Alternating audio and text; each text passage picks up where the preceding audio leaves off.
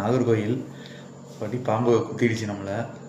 அந்த பாம்பெல்லாம் துரத்திலாம் போய் அடிக்கலாம்லாம் செய்யலை, ஓகேங்களா. ஆனால் பாம்பால் அந்த கொத்தின இடத்துல அதோடைய விஷம் வந்து எவ்வளோ தூரம் நம்ம உடம்பு பாதிக்க போகுதுன்னு சொல்லிட்டு அந்த விஷத்தை மட்டும் நான் கேர் எடுத்தேன்.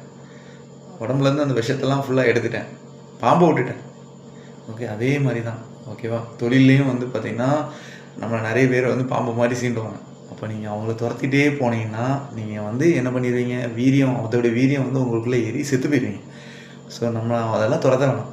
நம்ம எவ்வளோ பாதிக்கப்படுமோ அதை மட்டும் சரி பண்ணிகிட்டே வரணும்.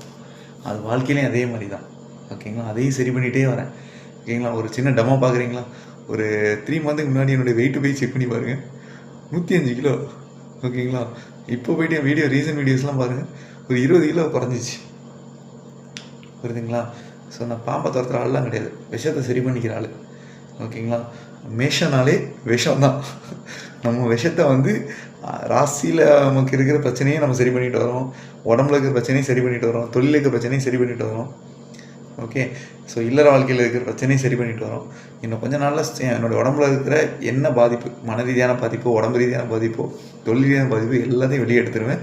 தயவுசெய்து வாழ்க்கையிலேயும் சரி தொழிலையும் சரி தயவுசெய்து என்ன சீண்டாதீங்க. நான் உங்கள் பின்னாடி உங்களை வந்து அடிக்கலாம் துரத்த போகிறது கிடையாது, ஓகேங்களா. ஸோ நான் அதனால் எனக்குள்ளே இருக்கிற விஷத்தை தான் நான் வெளியே தூக்கி போடுறேன். ஏன்னா நானே ஒரு விஷம், மேஷனால விஷம். ஓகே, நன்றி, வணக்கம்.